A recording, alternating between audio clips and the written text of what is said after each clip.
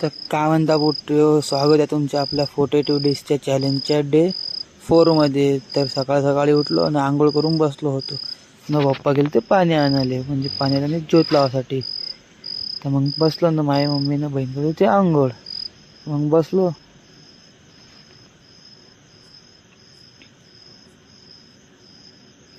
मग तिकडून आले पप्पा. पप्पा